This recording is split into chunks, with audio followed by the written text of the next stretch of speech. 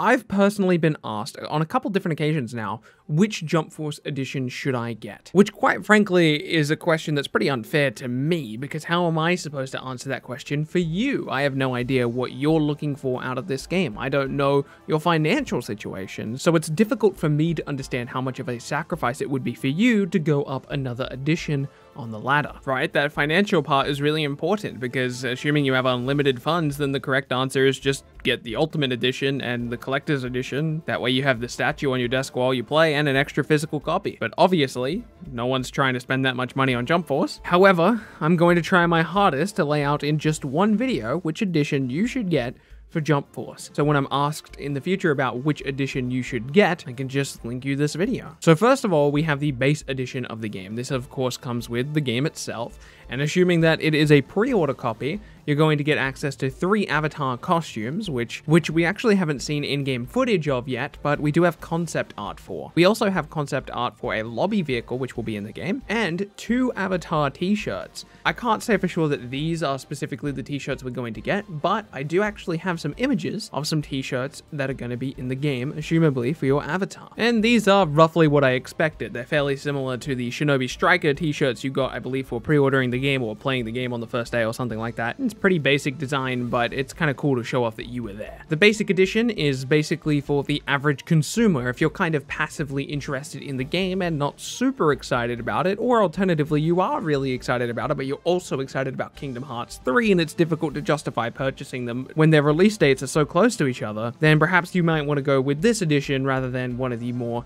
expensive editions. Next up, we have the Deluxe Edition. This gets you everything in the base edition, so all the pre-order stuff, the base game of course, and on top of that, you get the Character Pass. This, of course, includes the 9 DLC characters already announced, although we don't know who they're going to be yet. We're also going to get costumes based on said characters, and you'll also get access to those characters 4 days before the general public who are going to be purchasing the characters individually. This edition is probably right for most of you watching this video. If you manage to navigate to this corner of the internet, a video about Jump Force on a Jump Force YouTube channel, you are probably fairly excited about the game. So the edition that comes with all of the base content and all of the future content that will be added to the game seems like the most fitting option for you. Unless, of course, you want to go one more step up the ladder, the Ultimate Edition. This edition comes with everything listed in the previous editions, but also comes with 16 exclusive t-shirts for your avatar. If I was to guess, I would say that these are probably just going to be different colored versions of what we've already seen on the previous screenshot that I showed you, or alternatively, they're just going to be different logos on the front of it. I doubt it's going to be anything spectacular. You're probably not going to be using it a whole lot, but regardless, it's nice to have them. I'm just not expecting anything super crazy from them. On top of that, you get the Jump Starter Pack. This includes in-game items. This will likely be creator character items and possibly some abilities, if that's how that works. If you actually have to unlock abilities, this might be a way of doing it. The starter pack might come with some already unlocked for you, which will be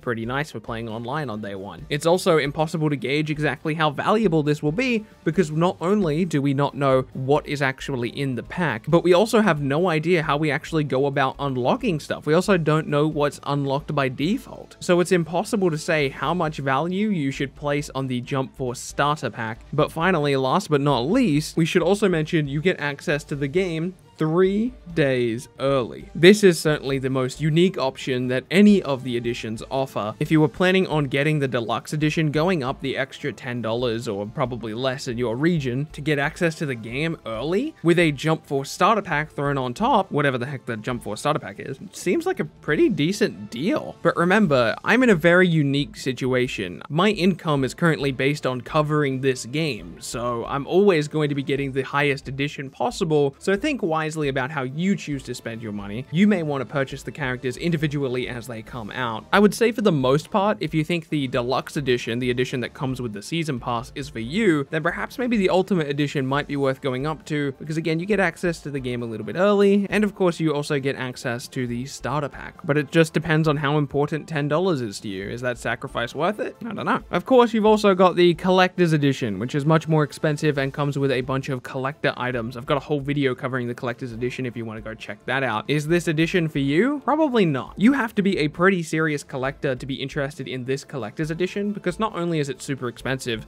which it should be because there's a lot of high quality items in there, but you also give up your chance to play the game early, because if you get this version, the collector's edition, you can't get the ultimate edition, unless of course you're willing to purchase the game twice, and the ultimate edition is the thing that gives you 3 days early access. They can't do that with the collector's edition because of course the collector's edition is a physical copy and they can't just release it 3 days early like they can with a digital game. So again, I would say you have to be a pretty serious collector to want this one over one of the digital editions. So in summary, if you're less interested in Jump Force, you're just kind of interested in some of the characters and not the overall game, then probably just get the standard edition. Also, if you're strapped for cash because you just purchased Kingdom Hearts 3 really recently, the standard edition is probably for you. If you're really only interested in playing a couple different characters and not rotating characters often, you might not want to get all of the DLC, so purchasing the standard edition is also probably a decent idea. However, if you're even a little bit more seriously excited about the game in any way, in any of those ways I just mentioned, then the Ultimate Edition or the Deluxe Edition is probably for you. It's up to you to decide whether you're willing to spend that extra $10 or so to get access to the game 3 days early, which is roughly all you're getting out of it. That's a decision you're going to have to make. That's not one I can make for you. Apart from that, I think I did a pretty decent job at laying out your options. Alright, with all of that said, I want to thank you so much for watching this video. I know it wasn't a very long one. I've got a pretty awesome video planned for tomorrow if I can manage to get it out. It will require a lot of editing, so one of 2 really cool videos is coming out tomorrow. So please make sure you're subscribed for that.